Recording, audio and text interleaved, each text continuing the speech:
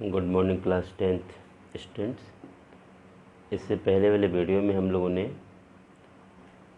Covalent compound, it's character and difference between ionic and covalent compound, ये study मैंने complete कर रखी है। और इस वीडियो में हम एलोट्रॉप्स ऑफ कार्बन की बात करेंगे। तो सबसे पहले मेन चीज़ ये कि एलोट्रॉप्स होते क्या हैं, ये ध्यान रखना अपने को। तो ये जो डेफिनेशन अपने सामने दिख रही है, allotropes are the different form of the same element. ये जो सेम एलिमेंट वाली लाइन है, ये किसी कीमत पर तो अपने को भूलनी ही नहीं है। Having different physical property but almost similar chemical property.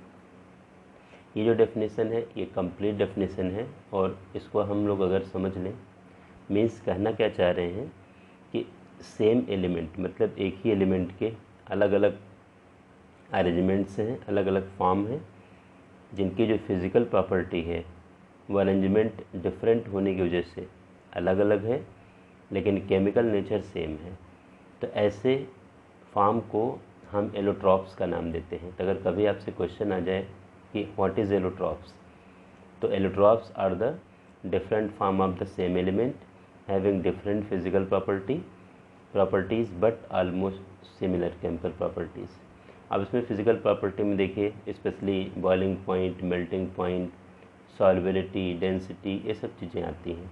और केमिकल प्रॉपर्टी में उसके केमिकल नेचर से रिलेटेड चीज़ें, कॉन्सेप्ट इंक्लूड होते हैं।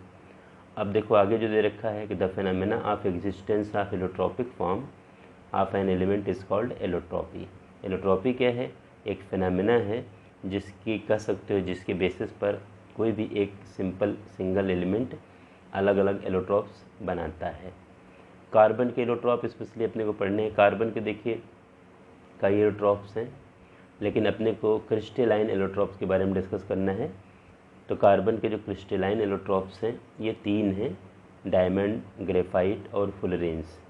इसके आगे देखा जाए, हम लोगों ने इसके आगे ग्राफीन और ये सब भी और एलोट्रॉप्स हैं जो कि रिसेंटली डिस्कवर्ड हैं, लेकिन अपने को ये 3 एलोट्रॉप्स के बारे में डिस्कशन करना है स्पेशली। तो सबसे पहले मैं डायमंड की बात करना चाहूँगा। देखिए डायमंड जो दे रखा है, आपको डायमंड के बारे में आपने नाम सुना ही होगा। डायमंड की सिचुएशन क्या है? Diamond is the hardest natural substance. सबसे मेन चीज़ ये है कि नेचर के अंदर जितने भी मटेरियल अवेलेबल हैं, स्पेशली सब्सटेंस, उसमें डायमंड सबसे हार्डेस्ट है, हार्ड है, and has extra ordinary brilliance. आपको सबको पता है कि ज़्यादातर डायमंड्स को स्पेशली एंगल पर कट करके हम लोग ऑर्नामेंट्स और इन सब में यूज़ करते हैं, क्योंकि ये शाइनी नेचर दिखाता है, चमकता है। लाइट जब उसके ऊपर आती है तो बिल्कुल चमकने लगता है। It is a giant very big molecule of a very large number of carbon atom. मतलब क्या है कि काफ़ी ज़्यादा कार्बन एटम एक के साथ एक अरेंज होकर के देखा जाए एक बड़ा जायंट नेटवर्क मॉलिक्यूल का क्रिएट करते हैं, जैसे हम लोग डायमंड का नाम देते हैं। In diamond each carbon atom is bonded to 4 carbon atom forming a rigid 3 dimensional network. एक 3D अरेंजमेंट में देखा जाए 3 डायमेंशनली बेसिस पर जितने भी कार्बन एटम्स स्पेशली डायमंड में इंक्लूड हैं, डायमंड बनाने में इन्वॉल्व हैं, वो सब अपनी 4 वैलेंसी यूज़ करेंगे और 4 कार्बन से अटैच होकर के पूरा एक 3 डायमेंशनल जायंट नेटवर्क का फॉर्मेशन करेंगे। तो मेरे कहने का सिंपल मतलब क्या है कि ये चीज़ थोड़ा ध्यान से समझने की ज़रूरत है। अभी आपके सामने मैं इसके स्ट्रक्चर को भी दिखा रहा हूँ आपको समझाने के हिसाब से। ये जो आपके सामने मैं स्ट्रक्चर शो कर रहा हूँ, ये स्ट्रक्चर स्पेशली देखो डायमंड का है।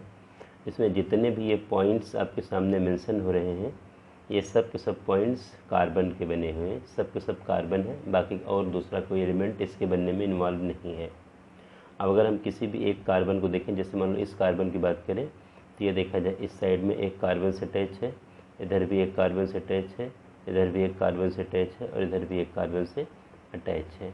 मतलब ये पूरा 3 डायमेंशनली टेट्राहेड्रल नेटवर्क में सिंगल कार्बन 4 कार्बन से अटैच होकर के ये स्ट्रेंथ डेवलप करता है। क्योंकि कार्बन कार्बन के बीच में जो बॉन्ड बनेगा, ये बॉन्ड बहुत स्ट्रांग बनेगा, इसीलिए कार्बन की इसकी डायमंड की जो हार्डनेस आती है ये काफ़ी हाई आती है। इसमें भी देखा जाए जो ये स्ट्रॉन्ग बॉन्ड बनता है, इसमें एक पर्टिकुलर लेंथ भी आती है जिसको हम बॉन्ड लेंथ का नाम देते हैं। तो एक कार्बन और दूसरे कार्बन के बीच में जो बॉन्ड लेंथ आती है 1.54 एंगस्ट्रॉम का जो गैप दिख रहा है यहाँ पर, इतना डिस्टेंस होता है, इसको हम लोग बॉन्ड लेंथ का नाम देते हैं। तो ये पूरा एक 3 डायमेंशनल नेटवर्क आपके सामने दिया गया है और ये तो छोटा सा एक रिप्रेजेंटेशन है। ऐसे ही काफ़ी कार्बन मालिक्यूल एक के साथ एक अरेंज होकर के पूरा एक 3 डायमेंशनल नेटवर्क क्रिएट करते हैं, जो बहुत आसानी से अपने को समझने की ज़रूरत है, बहुत इजी गोइंग हम इसको समझ सकते हैं। ये कार्बन का, इसके डायमंड का देखा जाए स्ट्रक्चर है आप लोगों के सामने, जिसको आप इजी गोइंग बुक में भी बना हुआ है, आप ऐसे भी आप इसको समझ सकते हो। और 3 डायमेंशनल है क्योंकि कार्बन अपनी अगर 4 वैलेंसी शो करता है और सिंगल सिंगल बॉन्ड बनाता है तो टेट्राहेड्रल ऑर्डर में इसका अरेंजमेंट होता है। और टेट्राहेड्रल ज्योमेट्री जो है ये 3D ज्योमेट्री है, ये 2D नहीं है। इसी के साथ साथ देखा जाए हम थोड़ा ग्रेफाइट की बात करेंगे, जो आप लोगों के सामने देखो स्ट्रक्चर में शो कर रहा हूँ। ये जो आपके सामने स्ट्रक्चर है ये ग्रेफाइट का है। अब हम इसकी बात थोड़ा करते हैं, लेकिन ग्रेफाइट के स्ट्रक्चर में देखा जाए लेयर स्ट्रक्चर है। देखा जाए जैसे एक लेयर ये है और ये दूसरी लेयर है। और ग्रेफाइट में क्या कंडीशन आती है कि कार्बन का केवल 3 इलेक्ट्रॉन 3 कार्बन से अटैच होता है। अगर हम इस कार्बन को देखें, देखो इधर एक कार्बन से अटैच है, इधर भी एक कार्बन से अटैच है, इधर भी एक कार्बन से अटैच है। ऊपर वाले भी किसी भी लेयर को देख सकते हो, इस कार्बन देखो इधर इधर और इधर, मतलब केवल सिंगल कार्बन 3 कार्बन से अटैच है। कहने का इन द सेंस में कहने का पर्पज़ ये है। और ये जो लेयर स्ट्रक्चर बनता है और बीच में देखा जाए जो आपको बीच में दिख रहा है कि ये लाइनें जो बना रखी हैं, ये फोर्स ऑफ अट्रैक्शन है जो एक लेयर को दूसरे लेयर से बाइंड करता है। अब चूँकि ये बीच में गैप ज़्यादा है, अब इसमें कोई भी इलेक्ट्रॉन का इन्वॉल्वमेंट नहीं होता इस अट्रैक्शन में। यहाँ पर जो ये बॉन्ड बना हुआ है, यहाँ पर तो इलेक्ट्रॉन की शेयरिंग हुई है, लेकिन यहाँ पर जो बॉन्ड इनके बीच में बना हुआ है, यहाँ पर किसी इलेक्ट्रॉन की कोई शेयरिंग नहीं है। यहाँ पर इसको हम लोग वॉन डर वाल फोर्स ऑफ अट्रैक्शन का नाम देते हैं, जो कि ये काफ़ी वीकर अट्रैक्शन है। इसलिए ग्रेफाइट का यूज़ देखा जाए लुब्रिकेंट्स की तरह से, क्योंकि इसका बिहेवियर एक स्लिपरी बिहेवियर है, स्लिप करता है एक के ऊपर एक लेयर, बड़े आसानी से स्लिप करते हैं क्योंकि ये जो अट्रैक्शन है ये काफ़ी वीक है। और सबसे मेन बात इसमें ये है, जो कि कार्बन के आउटर सेल में 4 इलेक्ट्रॉन्स हैं और इसने केवल अपने 3 इलेक्ट्रॉन को यूज़ किया है बॉन्डिंग में, और उसके पास एक इलेक्ट्रॉन अवेलेबल होता है, फ्री होता है, और वही इलेक्ट्रॉन इलेक्ट्रिक का कंडक्शन करता है। तो ज़्यादातर जो कोवेलेंट कंपाउंड होते हैं they are bad conductor of electricity, but graphite is a good conductor of electricity and used in industrial importance. Industries में हम लोग इसको बहुत ज़्यादा यूज़ करते हैं, क्योंकि ये ग्रेफाइट का जो कंडक्टिंग बिहेवियर है due to presence of single electron, जो आपके सामने आपको पता है ना कि कार्बन के आउटर सेल में 4 इलेक्ट्रॉन्स हैं, जिसमें से 3 इलेक्ट्रॉन्स देखा जाए बॉन्डिंग में यूज जाएंगे, सिंगल बॉन्ड बना देंगे, और एक इलेक्ट्रॉन इसके पास फ्री रहेगा और वही इलेक्ट्रॉन इलेक्ट्रिक का कंडक्शन करेगा। तो इसलिए अभी हम इसके प्रॉपर्टीज़ को की बात करेंगे, वहाँ पर भी हम लोग दोबारा इसको डिस्कस करेंगे। लेकिन ये जो आपके सामने स्ट्रक्चर है ये ग्रेफाइट का स्ट्रक्चर है, ये बुक में भी अवेलेबल है और बड़े आसानी से आप इसको समझ भी सकते हो। इसके अगले फॉर्म की तरफ हम लोग बढ़ना चाहेंगे। इससे पहले मैंने डायमंड की बात करी, ग्रेफाइट के बारे में भी आपको स्ट्रक्चर मैंने दिखाया ही था आप लोगों को। Graphite is a grey black opaque substance which is a soft and conduct electricity. मैंने आपको समझा ही दिया था कि इलेक्ट्रिक का कंडक्शन होता क्यों है, क्योंकि हर कार्बन के पास सिंगल इलेक्ट्रॉन अवेलेबल होता है जो इलेक्ट्रिक का कंडक्शन करता है। In graphite each carbon atom is bonded to 3 carbon atom in the same plane forming hexagonal ring structure. जो भी आपके सामने मैंने स्ट्रक्चर शो किया था उससे आप अपने कॉन्सेप्ट को रिलेट कर सकते हो। Graphite structure is formed by these hexagonal ring in the form of layer placed one above the other. The layer are held together by weak forces, जिसको मैंने आप लोगों को समझा दिया था कि जिसको हम नाम देते हैं वॉन डर वाल फोर्स ऑफ अट्रैक्शन। इसी तरह देखा जाए एक एलोट्रॉप इसका फुलरेंस का भी है, बड़ा सिंपल सा केस है स्पेशली आपके सामने। तो इसको देखा जाए फुलरेंस वाले केस में क्या समझना है अपने को। In 1985, scientists discovered a new family of carbon allotropes known as fullerenes. अब इसमें है क्या, इट्स मालिक्यूल आज मेडअप ऑफ क्लस्टर ऑफ 60 यानी 60 कार्बन एटम, मतलब पूरा जो एक एक मालिक्यूल फुलरेंस के बनते हैं उसमें 60 कार्बन एटम के यूनियन से पूरा मालिक्यूल का फॉर्मेशन होता है। And it is written as C60। The carbon atoms are arranged in interlocking hexagonal 6-membered ring and pentagonal 5 membered ring. इस तरह से पूरा ये अरेंज होते हैं और इनका अभी स्ट्रक्चर मैं आपको दिखा रहा हूँ।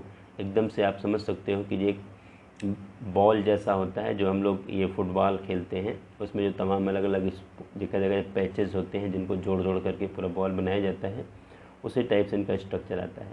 एक चीज़ और समझाना चाहेंगे इसमें, ये जो C60 की बात हम लोग कर रहे हैं, ये तो फुलरेंस का जो वो स्पेशल केस है जो स्पेशली हम लोग जिसके स्ट्रक्चर के बारे में जानते हैं। लेकिन फुलरेंस ये कई टाइप के हो सकते हैं, इसमें 60 कार्बन से कम भी हो सकते हैं या 60 से ज़्यादा भी अरेंजमेंट सिंगल मॉलिक्यूल के फॉर्मेशन में यूज़ हो सकते हैं। मतलब C60 तो एक कॉमन फुलरेंस स्ट्रक्चर है जिसको ज़्यादा हम लोगों ने समझा है, ज़्यादा बनाया है और इसी स्ट्रक्चर को हम लोग बेसिकली हर जगह फॉलो करते हैं, यूज़ करते हैं। तो आप लोग ज़रा उस स्ट्रक्चर को एक बार देखिएगा। ये जो आप लोगों के सामने देखो, ये स्ट्रक्चर आपके बुक में रिप्रेजेंट है और यहाँ पर मैं जो आपको शो कर रहा हूँ ये बॉल का स्ट्रक्चर आपके सामने है। बॉल से हमारा कुछ लेना देना नहीं है, केवल बॉल से लेना देना ये है कि बॉल की शेप में देखो जाए ये स्ट्रक्चर ड्रॉ किया गया है। अभी जो पूरा एक आपको नेटवर्क, जायंट नेटवर्क दिख रहा है, इसमें जितने कार्बन हैं वो कार्बन से जोड़ करके, कार्बन से अटैच होकर के 60 कार्बन पूरा मिल करके एक ग्रुप बना रहे हैं जिनको फुलरेंस का नाम दिया गया है, जो कि 1985 में सबसे पहले इसको डिस्कवर किया गया है, स्पेशली 3 साइंटिस्ट के थ्रू। लेकिन जो बकमिंस्टर वर्ड इसका था, बकमिंस्टर फुलरेन हम लोग नाम देते हैं, वो स्पेशली इसका मॉडल बनाने के नाते एक आर्किटेक्चर थे जिन्होंने ये जो बकमिंस्टर फुलरेंस है, जिसमें बकमिंस्टर का कोई रोल नहीं है इसके डिस्कवरी में, केवल इन्होंने ये मॉडल दिया है जो आपके सामने स्पेशली रिप्रेजेंट हो रहा है। इसमें देखिए अलग अलग तमाम हेक्सागन और पेंटागन के रिंग नज़र आते हैं। पेंटागन वाले में देखा जाए 5 कार्बन मिल करके पूरा एक रिंग जैसा स्ट्रक्चर देते हैं और हेक्सागन में 6 कार्बन मिल करके पूरा एक स्ट्रक्चर बनाते हैं। तो इस सिंपल स्ट्रक्चर को आप इसमें और ज़्यादा तो हम बहुत कुछ नहीं समझना है अपने को, लेकिन इतनी सी बात ज़रूर समझनी है कि ये स्पेशली है क्या। कहने का मतलब मेरा स्पेशली ये है। इस स्ट्रक्चर से आप आने वाले टाइम में देखा जाए इसका बहुत ज़्यादा एप्लीकेशन है, बहुत ज़्यादा यूज़ है। अभी हम लोग इसके नॉर्मल यूज़ की बात करते हैं, स्पेशली कहीं कहीं एडवांस लेवल पर ही इसका यूज़ है, नॉर्मल लेवल पर स्पेशली ज़्यादा इसका कोई यूज़ नहीं है। तो हम स्पेशली डायमंड और ग्रेफाइट के यूज़ की बात करेंगे। फुलरेन से ज़्यादा कोई यूज़ से लेना देना अपना नहीं होगा। अब आप लोगों के सामने देखा जाए थोड़ा सा मैं यहाँ पर यूज़ ऑफ डायमंड और यूज़ ऑफ ग्रेफाइट की बात करूँगा। देखा जाए डायमंड के काफ़ी यूज़ हैं। Since diamond is extremely hard, it is used for cutting glass and marble. Glass और मार्बल को कट करने के लिए हम लोग डायमंड का यूज़ स्पेशली करते हैं। Making bond for rock drilling and for sharping hard tools. ये कह सकते हैं जहाँ पर हार्डनेस की ज़रूरत पड़ेगी, काफ़ी हार्ड हमें मटेरियल की नीड होगी, वहाँ पर हम लोग डायमंड को यूज़ कर सकते हैं। Diamond is used in jewellery as a precious stone. आप लोगों को पता है ज्वेलरी में इसका काफ़ी ज़्यादा यूज़ है। Diamond it is used for grinding and polishing hard material. फिर वही बात आ गई कि ग्राइंड करने के लिए या पॉलिश करने के लिए हार्ड मटेरियल को हम लोग यूज़ करते हैं।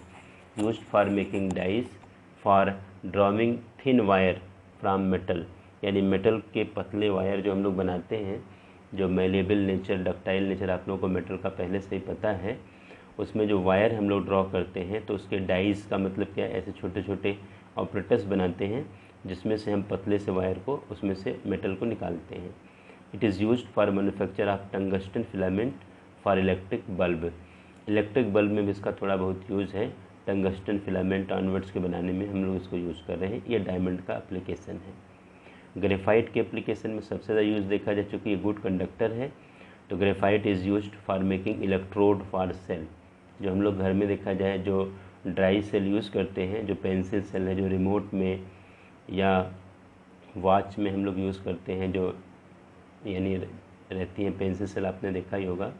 अगर वो कभी ख़राब हो जाएं और उसको आप ब्रेक करके देखिए तो उसके जब हम उसको ब्रेक करते हैं तो बीच में एक ब्लैक कलर की हार्ड स्टिक नज़र आती है, वही जो होती है वो ग्रेफाइट होती है, प्योर ग्रेफाइट है वो। तो graphite is use for making electrode for cells. Because of its softness, graphite is used as a lubricant for the fast moving part of machine. जो मशीन बहुत फास्ट चलती है, ऐसे केस में लुब्रिकेशन के लिए हम लोग ज़्यादातर हम लोग पेट्रोलियम प्रोडक्ट न लेकर के हम लोग ग्रेफाइट को लेते हैं, सॉलिड सॉल्वेंट को लेते हैं, सॉलिड प्रोडक्ट को लेते हैं। मिक्स्ड विद वैक्स और clay, graphite is use for making lead pencil. आपको पता ही, आप लोग जो पेंसिल यूज़ करते हो जिसको हम लोग लेड पेंसिल का नाम देते हैं, उसमें लेड का अमाउंट 0 होता है, लेकिन नाम उसका लेड पेंसिल है। तो ऐसे केस में देखा जाए ग्रेफाइट के अंदर वैक्स मिला करके या ग्रेफाइट के अंदर क्ले मिला करके, डिपेंड करेगा कि हमें कौन सी यानी किस टाइप की पेंसिल बनानी है, और ग्रेफाइट के अंदर मिला करके हम लोग लेड पेंसिल बनाते हैं। जो बच्चे देखा जाए यूज़ करते हैं स्पेशली, या कोई भी जो पेंसिल का यूज़ है, तो पेंसिल में ग्रेफाइट अवेलेबल होता है। It is use for making crucible which can withdraw high temperature. यानी क्रूसिबल होती है, ये अपने ज़्यादातर केमिस्ट्री लैब में यूज़ होती है, या ज़्यादातर हम लोग इसको रिसर्च के लिए यूज़ करते हैं।